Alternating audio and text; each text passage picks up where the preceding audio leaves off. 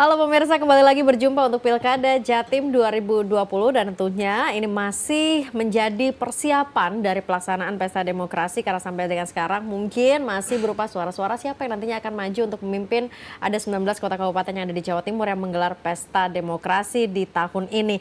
Namun kita masih akan membahas bagaimana tantangan-tantangan. Kalau di episode yang lalu kita membahas terkait dengan adanya politik dinasti yang dikhawatirkan oleh sejumlah masyarakat dan juga banyak orang, maka tentunya juga tidak lepas dari keberadaan politik identitas yang terus menghantui setiap masyarakat dan juga dari penyelenggaraan pemilu khususnya pasca pelaksanaan pesta demokrasi pemilihan presiden yang lalu. Politik identitas dan tantangannya dalam Pilkada 2020 masih ada tidak? Apalagi kalau kita melihat Jawa Timur yang cenderung adem ayem, apakah politik identitas ini bisa berlaku di Jawa Timur? Kita bahas bersama dengan dua narasumber, ada Dr. Sufianto selaku peneliti dan akademisi UMSIDA, serta ada Pak Surokim Esos MSI selaku Dekan Visip UTM. Apa kabar Pak Sufi dan juga Pak Rokim semuanya? Kabar baik, Mbak. Bagaimana? Ini sebelum masuk ke politik identitas, penerawangan untuk Jawa Timur Pilkada 2020 gimana nih? Pasti seru ya karena justru saya beberapa hari ini dapat telepon dari teman-teman di nasional. Rasanya banyak yang memperhatikan Jawa Timur karena ada 19 kabupaten kota di Jawa Timur yang akan pilkada dan daerah-daerahnya itu serius karena hampir daerah-daerah besar ya, dengan penduduk dan pemilih maupun kecamatan dan desa besar. Misalnya kayak Malang kabupaten itu ada 33 kecamatan, Jember ada 31 kecamatan, Surabaya ada 31, Sumeneb itu ada 27, 9 kecamatan di kepulauan misalnya. Lalu ada di Kabupaten Kediri 24 kecamatan. Jadi ya tidak salah kalau ada banyak para pengamat atau pegiat pemilu secara nasional juga melihat Jawa Timur menjadi potensi yang sangat signifikan terhadap perubahan politik yang kemungkinan besar akan mengisi pada perubahan di 2024 kan. Bicaranya sudah langsung kita ke 2024 cara ya? bekerjanya sudah dimulai sekarang begitu. Berarti Kira-kira begitu. Penentunya di Jawa Timur, Pak Rokim. Ya dari dulu memang Jawa Timur kan selalu menjadi barometer nasional bagi siapapun yang apa. Dan itu masih berlaku sampai sekarang ya? Masih, termasuk partai-partai kan juga sama. Tidak ada yang menyepelekan lah istilah memandang enteng penguasaan di Jawa Timur. Bahkan yang kota-kota besar semisal Surabaya, Jember, Malang itu menjadi patokan. Bagi sebagian partai mengatakan itu sebagai benteng kehormatan tuh. Menjadi sangat serius untuk bisa memenangkan pilkada di kota-kota itu. Saya kira wajar karena memang Jawa Timur ini memang di geopolitik, konstelasi politik nasional memang selalu diperhitungkan. Oke, kalau kita bicara politik identitas, Jawa Timur ini masih berlakukah untuk politik identitas? Kalau kita melihat kan sebenarnya politik identitas munculnya ketika pemilihan umum untuk presiden. Apakah di Jawa Timur ketika ini berlangsung yang lokal kontennya pun juga masih sangat kental terasa politik identitasnya? Pak Sufi? Ya, kalau bicara politik identitas dalam pemilihan langsung, kita disuguhi banyak literatur terkait dengan sosiologi politik. Bagaimana masyarakat ketika berubah cara memilih pemimpinnya dari yang dipilih melalui wakil, itu kan berhenti kita di 2004. Lalu 2004 pemilihan presiden sudah rakyat memilih langsung. Nah, karena ada perubahan seperti ini, sehingga suara pemimpin atau suara elit dengan suara grassroots itu kan bernilai sama, setara. Karena itu yang penting vote. Nah, karena itu apa saja varian yang bisa mempengaruhi pemilih itu di dalam politik pasti digunakan. Misalnya kita belajar dari Immanuel Kastl yang menulis The Power of Identity. Juga kita belajar dari Michael Kenny yang menulis The Politics of Identity. Jadi identitas itu bisa menjelma menjadi kekuasaan. Kapan? Kenny menyebutkan bahwa yaitu digunakan dalam ruang-ruang politik untuk memilih pemimpin. Nah, di banyak riset yang saya baca dari misalnya Heng Sud Noldot dan kawan-kawan yang meneliti sejak 2004. Dan 2005 kan kita sudah ada politik di tingkat lokal, karena pilkada secara langsung oleh rakyat kan dimulai 2004. Sejak munculnya Undang-Undang 32 tahun 2004 itu. Nah, ternyata ada banyak daerah, nah, saya belum cerita Jawa Timur, tapi apakah variannya sama dengan Jawa Timur atau tidak, nanti kita diskusikan. Di banyak daerah justru ada terkonsolidasi identitas yang kemudian menguat. Misalnya di Kalimantan, untuk menjadi pemimpin itu harus mempertimbangkan suku Dayak. Misalnya di wilayah Kalimantan Timur ada istilah Dayak Tidung dan sebagainya. Itu harus dipertimbangkan. Kalau tidak, jangankan menjadi pemimpin, sulit sekali untuk menjadi terpilih di sana. Misalnya juga di Sumatera Utara dan di Riau yang saya dalami, itu untuk memilih pemimpin itu harus mempertimbangkan suku Jawa. Kenapa? Ternyata suku Jawa di sana yang kita sebut ada Jawa ini, Pujakusuma, itu besar sekali. Jadi jangan heran kalau di sana ada bupati, ada gubernur yang kemudian terpilih dari Jawa, karena memang pemilih Jawa besar.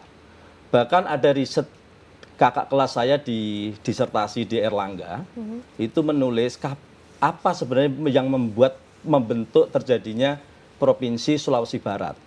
Nah, ternyata di temuan riset itu menyebutkan ada satu varian yang sangat kuat, yaitu soal identitas terkonsolidasinya suku Mandar yang ada di Makassar dan di Jakarta.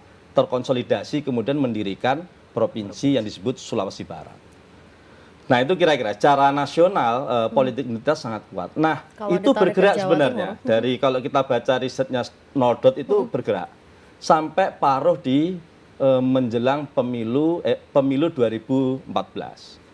Tetapi setelah itu agak bergeser, identitas yang digunakan dalam ruang politik di negeri ini agak berbeda. Lebih mengambil peran identitasnya itu mengambil bentuk ideologis atau bentuk agama. Dan itu sangat menguat dalam Pilkada DKI dan kemudian Pilpres 2019. Nah, itu kira-kira. Artinya kalau kita syarat ke Jawa Timur, apakah itu pun juga terasa di Jawa Timur dengan setiap pola-pola yang di Jawa Timur, identitas yang ada di Jawa Timur? Nah, saya termasuk orang yang konsen mendalami bagaimana varian-varian identitas itu menguat di Jawa Timur. Apakah itu mempengaruhi pemilih atau tidak? Memang ada yang agak berbeda. Kalau di Kalimantan itu terkonsolidasi nampak suku. Kalau di Mandar juga suku misalnya. Kalau di Jakarta kemarin khas identitas afiliasi agama misalnya. Nah, itu tampak. Tapi jauh apakah ada saja kalau kita lihat pendekatannya secara sistemik dan lebih mikro, tidak lagi makro, identitas itu wujudnya tidak lagi laten. Laten yang memang secara ideologis berbeda itu. Tapi di sini bentuknya lebih pada konteks manifest, yaitu perjumpaan fungsional akan kepentingan-kepentingan politik. Misalnya yang saya tangkap adalah afiliasi karena perbedaan patron klien dengan tokoh karismatik, misalnya. Nah, itu juga muncul perbedaan tokoh karismatik, perbedaan atau misalnya tarikan akibat perbedaan arah politik dari para alumni dari salah satu lembaga pendidikan atau komunitas tertentu. Perbedaan alumni yang kemudian memilih jalan berbeda secara politik itu juga mempengaruhi, dan itu identitas. Jadi nah, itu kira-kira tidak semata-mata seperti yang terjadi di secara nasional berbicara tentang identitas agama atau mungkin ideologi tertentu. Ya, kalau itu gampang sebenarnya pendekatannya karena makro. Kalau di Jawa Timur ini karena mikro. Kenapa? Karena banyaknya subkultur yang ada di Jawa Timur. Di Jawa Timur. Jawa Timur itu kalau lihat perbedaan subkultur kan sangat beraneka ragam. Ada para sosiolog menyebut ada 12 subkultur. Ada juga yang menyebut 10, ada yang menyebut 5. Tapi apapun kan subkultur itu berkembang di Jawa Timur. Misalnya mulai dari timur kita sebut ada Osing. Lalu ada subkultur Pendalungan. Ada subkultur Tengger, ada subkultur Mataraman, subkultur Arek misalnya. Arek antara Malang dengan Arek Surabaya berbeda. Misalnya Arek antara Pantura dengan Surabaya berbeda. ada subkultur Madura. Di Mataraman juga berkembang misalnya subkultur Panaragan, Ponorogo itu. Lalu ada subkultur yang di Bojonegoro itu, misalnya kita lihat ada subkultur Samin misalnya. Artinya kita tidak bisa menafikan memang identitas-identitas itu ada di Jawa Ya, Timur juga. Cuman variannya lebih kaya. Lebih kaya dan tidak monoton di identitas yang... Tidak makro, tapi Ya. lebih mikro. Pak Rokim, artinya itu berarti membuat Jawa Timur lebih kondusif begitukah? Tidak semata-mata seperti yang terjadi di pemilihan yang lalu? Ya memang gradatif akhirnya karena tidak bisa berlaku tadi seperti sampaikan Mas Sufi sama begitu karena sangat tergantung dari tipikal daerahnya gitu. Jadi budaya Arek, budaya Pandalungan, Madura tentu berbeda dengan budaya Mataraman. Jadi itu juga nanti yang akan menentukan keberlakuan dari laku tidaknya dagangan itu di pilkada. Memang tantangan berat ada di perkotaan, di pemilih urban ya, karena rata-rata di pemilih urban itu kan pemilihnya itu cenderung rasional. Rasional. Jadi, biasanya kalau rasional, isu-isu begitu itu relatif lebih sulit untuk jalan. Tapi kalau di tingkat pendidikan menengah ke bawah, di mana pemahaman orang masih relatif emosional, biasanya dagangan itu tuh laku. Lebih laku. Nanti laku. kita coba Jadi, akan bahas lebih lanjut Pak Rokim. Saya nanti kembali ke Pak Rokim lagi, tapi kita jeda dulu pemirsa. Kami kembali saat lagi untuk Anda.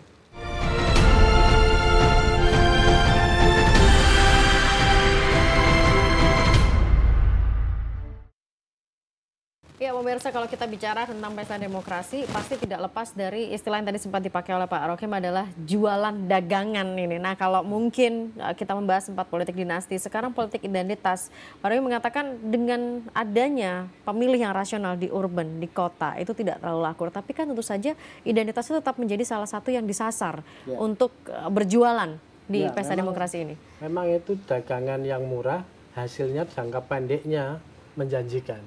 Tapi orang lupa bahwa di sana ada efek jangka panjang yang mungkin jauh lebih mahal biaya sosialnya itu. Maka kita semua pemerhati memang mewanti-wanti siapapun berbagai pihak untuk kemudian bisa menahan diri dari menggunakan politik identitas itu sebagai dagangan untuk pilkada, karena memang potensi untuk konfliktual jangka panjangnya itu cukup sulit untuk direkonsiliasi, dan itu kadang-kadang kemudian mengkhawatirkan untuk integrasi masyarakat sendiri. Dan SSC pernah baik dari tahun 2018 maupun 2019, tapi ini case surveinya di Surabaya. Ketika ditanya apakah pemilih menginginkan case pilkada Jakarta itu dengan pilkada Surabaya, hampir 62 menjawab tidak ingin. Konfliktual, polarisasi konflik yang terjadi di pilkada berlaku di Surabaya. 2018 kita tanya juga apakah pelibatan tokoh agama dan sarana-sarana agama itu untuk politik itu mendapat dukungan dari publik. Sama juga 52% mereka menjawab tidak menginginkan. Sebenarnya di pemilih perkotaan sudah ada kecenderungan untuk kemudian jualan-jualan seperti itu tuh sudah tidak lagi menarik perhatian publik. Tapi kita jangan lupa di masyarakat Jawa Timur itu selain pemilih urban juga ada pemilih rural. Pilpres kemarin itu juga memperlihatkan kepada kita fakta-fakta baru kan ya, seperti Madura ya. Begitu luar biasanya Pak Jokowi waktu itu segala macam ya usaha diikhtiarkan di sana, faktualnya juga pemilih Madura masih Pak Jokowi kalah tipis ya waktu itu. Jadi hal-hal seperti itu juga tadi menariknya, jadi selalu gradatif. Dan saya memiliki keyakinan kalau pemilihnya itu kian emosional, maka potensi dagangan ini sampai kapanpun itu masih laku. Masih akan terus laku, karena memang ini Karena kita sunatullah bicara ada, tentang kedekatan ada juga kan perbedaan. antara Betul. pemilih dengan nanti yang sosok Betul. akan dipilih.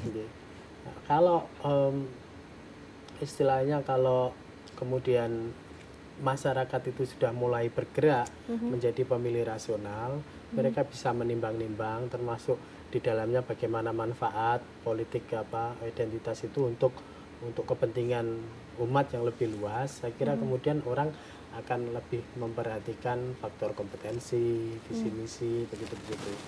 Dan di Surabaya juga kita waktu itu sudah melihat ya di 2018 kemarin itu, yang dulunya faktor-faktor sosiologis itu menjadi faktor dominan, akhirnya kan hanya menjadi faktor pelengkap. Pelengkap. Jadi yang semula itu faktor suku, ras, agama tadi menjadi pertimbangan utama, sekarang sudah mulai berganti dengan pertimbangan sifatnya rasional. Memang masih ada satu hal yang cukup menonjol ketika pertimbangan memilih, memang agama masih Nomor satu ya? nomor satu, berhimpitan dengan pengalaman. Tetapi yang lain-lain, faktor sosiologis yang lain itu sudah mulai di bawah 2% gitu. Makanya kita kaget juga untuk konteks masyarakat urban itu. Karena itu ya memang kami banyak menyarankan waktu itu untuk konteks pemilihan pilkada, khususnya di daerah-daerah yang urban area, seyogianya memang dihindari potensi jualan itu, karena sesungguhnya itu hanya jangka pendek yang sangat merugikan menurut saya kepentingan bangunan politik di masa depan. Jakarta tuh loh sampai sekarang itu masih terasa efeknya itu. Kita tidak tahu itu akan selesai kapan, bisa cair kapan, dan tentu kita tidak menginginkan, sama juga seperti hasil survei tadi, masyarakat tidak menginginkan apa yang terjadi di Jakarta itu akan ditemplate di daerah-daerah lain. Ya, memang kekhawatirannya seperti itu. Tapi kita lihat juga pemirsa unsur-unsur politik identitas di sini ada grafis yang mungkin juga bisa ditampilkan. Ada suku, agama, ras, budaya, golongan, organisasi, komunitas, dan juga paham. Nah, sekarang yang mungkin menjadi pertanyaan, karena mungkin kalau kita bicara politik identitas, karena mungkin apa yang terseret dari nasional, dari Jakarta, orang mungkin beranggapan tentang agama. Tapi kalau seandainya ada gerakan politik yang mungkin mengatasnamakan Pancasila, NKRI, apakah itu juga Pak Sufi bisa kita katakan sebagai itu politik identitas sebenarnya? Ya, kalau lihat konteks sosiologi politik di Jawa Timur ini, kenapa ini penting, menarik, dan selalu apa yang baru dari model Jawa Timur itu sebenarnya bisa ditarik, kemungkinan akan menjadi model di nasional. Nah, kalau saya melihat sebenarnya politik identitas yang di Jatim ini memang tidak seperti secara nasional yang makro itu. Tapi bukan berarti tidak ada politik identitas. Istilah Bang Jun juga ketika Pilgub juga kemarin kan itu juga menjadi bagian dari politik identitas Jawa Timur kan? Jadi istilahnya itu lebih pada, kalau saya mengkonstruksikan itu, politik identitasnya lebih pada pendekatan sangat mikro.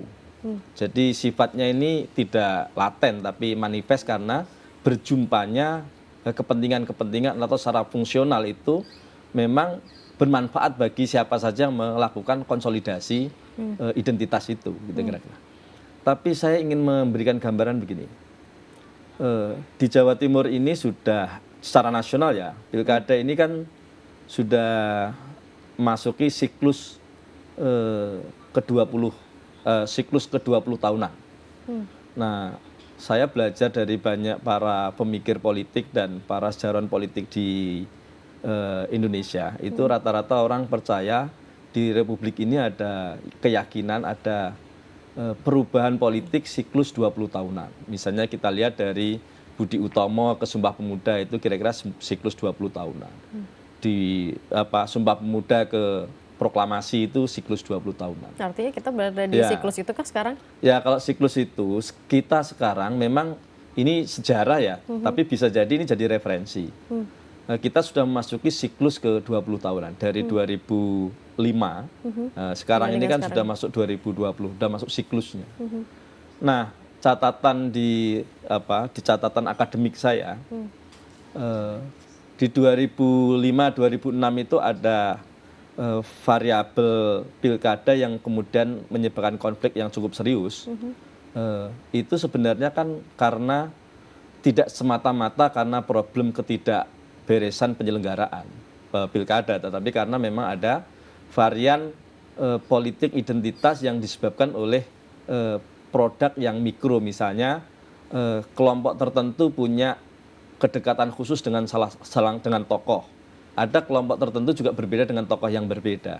Jadi lebih identitasnya pada fungsional. Fungsional. Ya, Artinya berarti kalau misalnya ada patron tokoh dan kliennya yang berbeda. ya, artinya berarti kalau ada tokoh atau kelompok yang kemudian menjual keberadaan ormas-ormas tertentu, itu pun juga sebagai bagian dari politik muncul identitas itu identitas, berarti ya. ya. Misalnya yang agak serius kan rentang 2005, 2006, 2007, itu kan ada 3 daerah yang menurut saya catatan konfliknya agak menonjol. Oke, Pak Sufi sebentar, saya hold dulu sebentar ya. Mau menjadi menarik karena kita harus jeda dulu, kami kembali saat lagi pemirsa.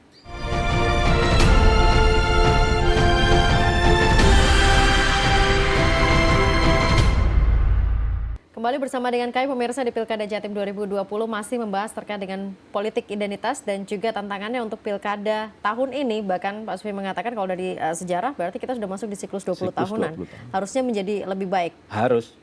Meskipun sebenarnya kalau dari obrolan kita dari tadi artinya politik identitas itu sudah mengakar dari sejak dulu. Ya ada. Bentuknya yang berbeda. Kalau di Jawa Timur tidak bisa kita memahami seperti yang terjadi dalam kasus nasional. Misalnya yang tampak kan makro sekali, suku, terus kemudian agama, kan gitu kira-kira. Kalau di sini kan mungkin lebih pada pendekatan ideologis atau pendekatan kultural. Kita pernah dikasih gambaran yang cukup nyata, misalnya ada konflik yang memang yang muncul di permukaan kan karena ketidakberesan penyelenggaraan. Tetapi setelah kita dalami riset secara mendalam, sesungguhnya memang ada varian benih politik identitas yang sifatnya mikro. Misalnya kasus pilkada yang membara di Tuban 2006. Lalu ada pilkada di Mojokerto. Yang itu kan kita tidak bisa tutupi, itu peristiwa sejarah yang memang mewarnai sejarah pilkada secara langsung di Jawa Timur.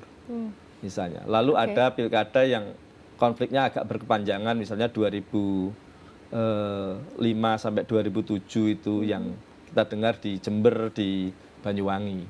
Nah, saya kira ini juga menjadi pelajaran bagi kita semua, meskipun identitas yang muncul di permukaan dalam pilkada di Jawa Timur itu tidak sifatnya makro, tetapi justru yang sifat mikro ini agak sulit dideteksi sejak awal. Ya, sifat mikro sulit dideteksi sejak awal. Ya, karena itu saya kira semua masyarakat harus bisa memahami bahwa apa saja yang pernah terjadi itu harus jadi pelajaran. Lebih mengedepankan bagaimana proses pemilihan secara langsung itu betul-betul meyakini akan melahirkan pemimpin yang terbaik di antara mereka sendiri. Karena ini sifatnya kan pilkada kita ini meskipun 19 kabupaten kota di Jawa Timur, ini kan tidak level provinsi. Ya. Levelnya langsung lokal kan? Lokal. Dari masing-masing daerahnya itu sendiri. Dan politik lokalnya saya kira ini sangat menguat. Dan kita karena sangat dekat toh, memilih bupati, memilih wali kota. Dengan rakyatnya kan sangat dekat. Artinya politik lokal, kita bicara politik identitas juga berarti kan, Pak Rocky, mau tidak mau begitu kan, bahkan mungkin yang tadi saya bilang, mungkin menjual background dari ormas atau keagamaan mereka masing-masing itu juga menjadi bagian dari politik identitas. Gimana masyarakat harus menyikapi dan apa yang membuat masyarakat masih senang dengan politik identitas? Ya memang itu sunatullah laki-laki begitu. Tapi ada yang bilang kalau politik identitas itu rawan justru terjadi di wilayah religius yang tinggi, pendidikan rendah. Benarkah begitu? Ya, ada orang yang meyakini seperti itu karena berkaitan dengan apa yang saya sebut sebagai pemilih emosional tadi. Jadi itu laku bagi mereka-mereka yang pertimbangannya masih begitu. Tapi sudah mulai luntur pada pertimbangan-pertimbangan pada pemilih yang rasional. Jadi dalam kaitan ini saya pun mempercayai ya bahwa masyarakat Jawa Timur 3 tahun kita bertanya terus, memang sangat menyukai harmoni. Jadi itu juga yang membuat kenapa saya juga tidak terlampau risau apakah politik identitas dalam konteks yang melahirkan polarisasi konflik itu akan bisa tumbuh di Jawa Timur, karena memang masyarakat Jawa Timur ini tipikalnya harmoni juga. Tapi cukup mengejutkan ketika catatannya tadi Tuban, ya, kemudian kecuali Jember. Di beberapa daerah-daerah, tapi pada intinya dari secara sosiologis itu menyukai harmoni. Bisa jadi karena memang tipikal kultur lokal yang lokal ya. ini tuh lebih dominan. Mungkin yang masih patut diwaspadai, mungkin catatan-catatan tadi itu termasuk mungkin daerah-daerah yang selama ini potensi konfliknya masih tinggi, itu pun juga menurut saya ya tidak akan masif. Artinya Jawa Timur masih bisa diandalkan dengan tipikal pemilih seperti itu. Karena itu ya menurut saya, menurut pendapat pribadi saya, kendati itu bisa dibangkitkan, tetapi sebenarnya ada kewajiban moral bagi semuanya, kontestan, penyelenggara, pemerhati, termasuk kita semua ini terus mengingatkan agar kemudian giroh untuk mendagangkan hal-hal seperti itu sudah mulai dikurangi dengan mempertimbangkan tadi itu kemanfaatan pada bangunan politik masa depan kita. Memang akan tidak mungkin ya ditiadakan, tidak mungkin orang memilih atas dasar kesamaan suku, ras, agama, itu ya sunatullah menurut saya. Bahkan yang pertama kali dilihat juga pastinya siapa orang ini yang akan dipilih, ini kan pasti yang dicari juga latar belakang background. Formalisme akhirnya kemudian menjadikan agama sebagai instrumen tadi itu juga sebenarnya mengkhawatirkan. Beberapa hasil survei kita kan saya sering diprotes oleh para tokoh agama itu, ya memang faktanya memang itu bukan menjadi substansi atas gerakan itu, tapi lebih menjadi instrumen itu loh. Sehingga kemudian marwah termasuk keyakinan agama yang kemudian dijadikan politisasi itu menjadi terdegradasi. Itu yang kemudian banyak dilupakan. Tapi ada dampak positifnya tidak kalau kita bicara tentang politik identitas? Apakah kita semata-mata bicara kedekatan antara yang dipilih dan yang memilih begitu, atau ada dampak positif lain? Kalau dampak negatif sepertinya tidak perlu dibahas lebih lanjut karena banyak sebenarnya. Ya, siapapun pasti akan tetap memang tidak bisa ya orang perilaku memilih kemudian tidak mempertimbangkan aspek sosiologis itu kan tidak mungkin. Pasti pertimbangan sosiologis, psikologis, rasional, objektif ini pasti akan berkelindan jadi satu. Tinggal persentasenya saja. Memang kita akan mendorong supaya kemudian pertimbangan-pertimbangan ini yang sifatnya rasional, ekonomis dan itu tuh menjadi lebih dominan daripada pertimbangan-pertimbangan sifatnya sosiologis, psikologis yang selama ini menjadi basis atas politik identitas tadi itu. Karena dengan cara mendorong pemilih-pemilih rasional itu, bangunan politik kita akan jauh lebih bermartabat, akan jauh lebih punya manfaat, dan rasa-rasanya memang ya politik multikultur ya, pluralisme dan lain-lain yang menjadi fakta dasar masyarakat kita itu akan bisa kita pelihara dari waktu ke waktu, ketika kemudian sentuhan-sentuhan atas tadi itu tidak dijadikan sebagai instrumen yang berlebihan.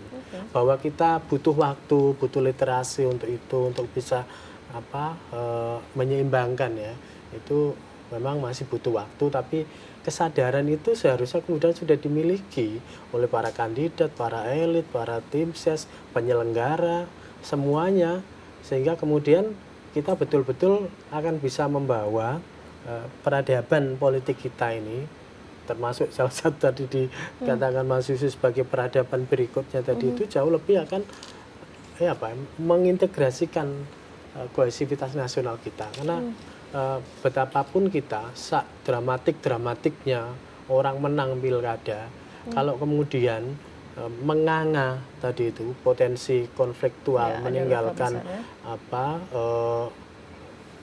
potensi konfigurasi konflik yang mungkin bisa jadi laten, toh lama-lama juga akan manifest, dan kemudian akan menjadi perilaku memilih yang kemudian jadinya akan semakin emosional. Tapi kalau kita mungkin juga mendengar ada pasangan calon yang menjual keberagaman, itu juga sebenarnya bisa kita katakan sebagai politik identitas tidak? Ya, begini, saya kira ya, tapi saya mau berpikir begini, sebenarnya siapa sih yang membawa politik identitas dalam pilkada itu? Apakah pemilih, apakah elit? Nah, kalau yang saya tangkap dari menjelang pilkada 2020 ini di Jawa Timur ya, saya sudah keliling. Dari Mataraman saya sudah lihat, dari Madura di Sumeneb dan lihat, kemudian di timur, kemudian di klaster utara. Yang saya tangkap ada jargon yang sesungguhnya menunjukkan justru politik identitas itu dibawa oleh para bakal calon, para elit kita. Misalnya identitas konco dewi, Putra daerah. dulure dewi, bolone dewi. Putra daerah. Nah, dari situ saya melakukan penelusuran secara akademik. Karena itu saya meyakini politik identitas yang akan menguat di Jawa Timur untuk Pilkada 2020 itu justru mungkin kedekatan akan kekerabatan, kedekatan akan afiliasi, kedekatan kepentingan itu. Oke. Kalau Artinya secara tidak jauh makro, dong dengan keberadaan dari politik dinasti. ya, tapi bisa saja kalau dinasti kan ada hubungan dengan politik para pemimpin petahana. Ini bisa jadi tidak ada hubungan. Oke. Nah, karena yang saya lihat itu banyak yang sudah mulai publish mendekati pemilih dengan jargon-jargon yang saya sebutkan tadi. Itu kan menunjukkan identitas kekerabatan itu menjadi sangat penting. Nah, berarti kan ada istilah wong jobo, wong jero. Nah, kalau tadi tidak ada hubungannya, nggak akan menjadi perhatian. Nah, itu kalau itu kemudian dipelihara terus menerus, kan akan membuat penegasan saya dan mereka. Jadi ada penegasan berbeda. Baik, kita Nah, itu jeda berbahaya. dulu sebentar. Pak Sufi dan juga Pak Rocky, pemirsa kami kembali saat lagi untuk Anda.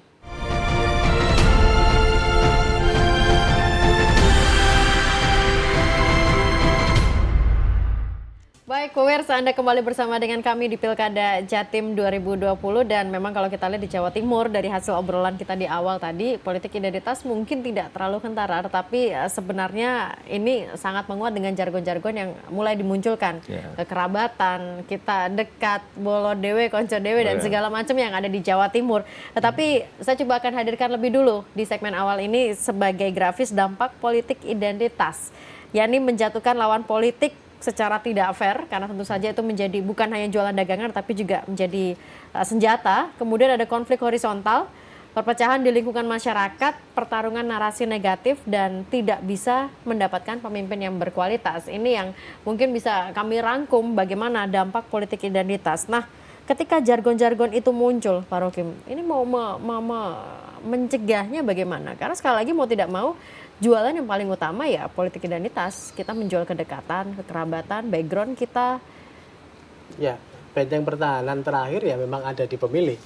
Dan itu rumusnya di mana-mana ya melek politik ya. Sehingga gerakan-gerakan literasi politik itu penting untuk terus dilanjutkan. Edukasi politik itu penting dilanjutkan. Tapi bantuan, ikhtiar, kehendak, dan tekad dari kandidat penyelenggara ini juga tidak kalah pentingnya, karena mereka menjadi pelaku-pelaku atas pergerakan politik itu sendiri. Kalau mereka kemudian tidak punya ketahanan untuk kemudian bisa membangun virtu politik tadi dengan bangunan yang seperti tadi, ya bagaimana mungkin masa kemudian masyarakatnya yang kemudian diharapkan bisa mengontrol mereka. Jadi faktualnya seperti itu. Dan di urban area terutama saya memang masih memiliki keyakinan bahwa jumlah pemilih rasional yang tumbuh signifikan itu akan bisa menjadi benteng pertahanan. Tapi yang di rural area ini siapa yang bisa kemudian menjelaskan?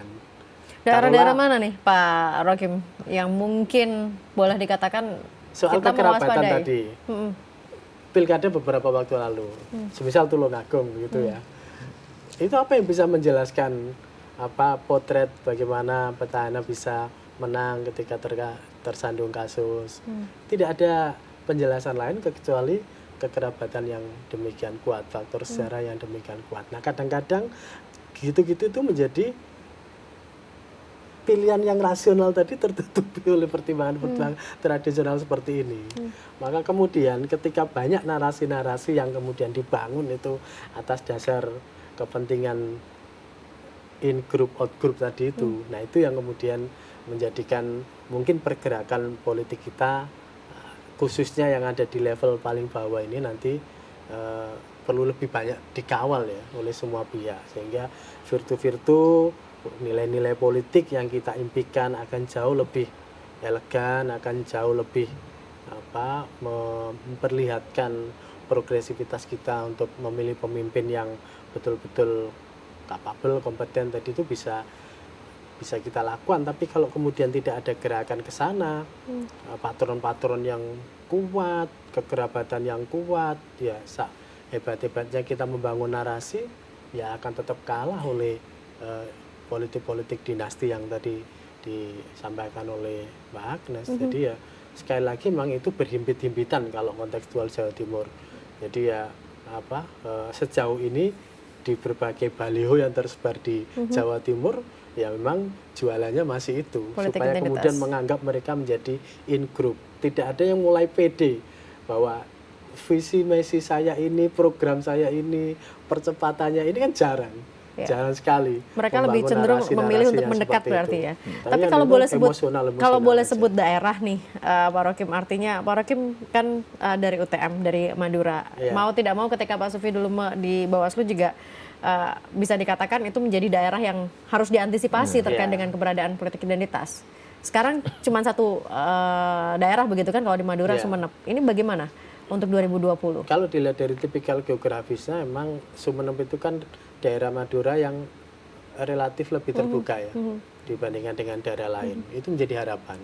Saya punya harapan juga kalau Sumeneb nanti smooth, pilkadanya oke dalam banyak indikator, ya moga-moga saja ini bisa memberi efek ke Pamekasan, ke Sampang, ke Bangkalan yang memang secara gradatif tingkat keterbukaan pemilihnya memang pusatnya dari timur, pergerakan di Madura ini. Dan memang tidak bisa ditiadakan bahwa keterbukaan informasi itu juga mempengaruhi mindset pikiran orang terkait dengan politik yang berlaku di Madura. Tentu kita semuanya punya harapan ada perubahan di Madura. Sekarang kita sudah mulai banyak sebenarnya pergerakan, terutama regenerasi kepemimpinan. Kita bisa melihat bupati-bupati di Madura itu sudah mulai banyak yang muda-muda usia.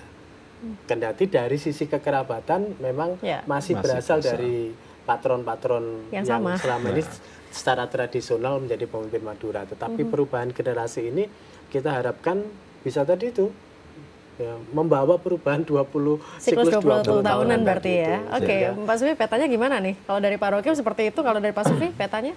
Saya kira belum terlambat ya kalau mau melakukan pencegahan terhadap Politik identitas. dampak dari politik identitas yang mengarah pada negatif penyelenggaraan gitu, proses pilkada. Kan pencalonan itu akan baru berlangsung kalau kita ikuti PKPU 15 tentang tahapan kan baru berlangsung di bulan Juni. Nah sekarang masih Januari, masih belum terlambat. Nah yang paling mungkin politik identitas ini kan sebenarnya politik identitas kalau tidak ada varian medsos itu saya kira nggak begitu besar. Nggak akan masif. Ya, tapi karena sekarang varian medsos yang itu mikro marketing langsung ke orang, Artinya nah itu bisa besar. Jadi kompornya berarti di sosmed ya? Iya, itu bisa kan ini langsung orang ke orang. Iya. Nah menurut saya Bawaslu dan KPU bisa membuat regulasi yang bisa mencegah itu. Kan kita harus percaya penguasa pemilu itu kan ada dua lembaga itu. KPU yang menyelenggarakan teknis, dan Bawaslu yang melakukan pencegahan dan penindakan dan penyelesaian sengketa, kan tiga hal. Nah itu harus dimasukkan regulatif terkait politik identitas itu. Nah kalau saya baca dari regulasi yang ada di KPU maupun di Bawaslu sampai hari ini varian itu belum masuk. Nah artinya saya kira masih bebas ya seperti KPU sebelumnya. bisa coba memulai melakukan FGD, aturan itu bisa dimasukkan. Kan prinsipnya begini, kalau tidak diatur di undang-undang, kan KPU bisa mengambil ruang secara teknisnya, atau Bawaslu bisa mengambil ruang secara pencegahannya. Kan itu prinsipnya, karena kan KPU dan Bawaslu diberi mandat oleh negara untuk menyelenggarakan proses pemilihan umum, termasuk pilihan kepala daerah. Berarti ada ruang-ruang yang dalam rentang waktu ini masih bisa dimanfaatkan masih ya? Bisa, untuk ini ada kita masukkan regulatifnya. Nah, setelah regulatif masuk, baru mungkin sosialisasi ke partai politik. Karena kan yang saya tangkap dari proses pilkada ini, kan ini sebentar lagi Januari akhir ini kan sudah harus penyampaian dukungan perorangan. Nah, Ya. saya lihat kok suara-suaranya belum begitu besar calon perseorangan ini kan. Nah, kalau nggak ada calon perseorangan, berarti kan semua berharap melalui calon partai politik. Partai politik, betul. Jadi saringan pertama elit itu di partai politik. Nah, kan bisa KPU dan Bawaslu bisa membangun sinergitas dengan partai politik, bisa melahirkan pemimpin yang baik, kira-kira begitu. Pemimpin yang baik yang Itu kira-kira. kan kita bahas di segmen terakhir untuk Anda. Kami kembali saat lagi pemirsa.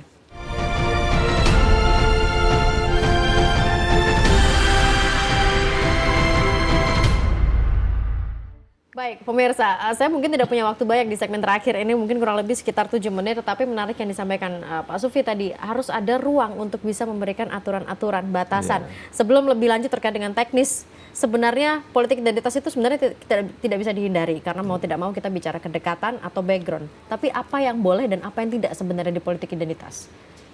Ya, memang pemimpin yang akan terpilih, biar kita tidak salah memilih pemimpin. Ya. Rakyat boleh tahu jejak rekam dari pemimpin itu, termasuk mungkin kelahirannya di mana, dia dari komunitas apa, pendidikannya seperti apa, kan gitu kira-kira. Misalnya komitmen terhadap sosialnya sudah seperti apa yang dilakukan, itu pemilih boleh atau berhak tahu. Nah, sampai di situ saya kira Batasannya di situ saja ya, berarti ya. Hanya lalu sekedar kalaupun ada kemudian pendekatan-pendekatan kekerabatan, itu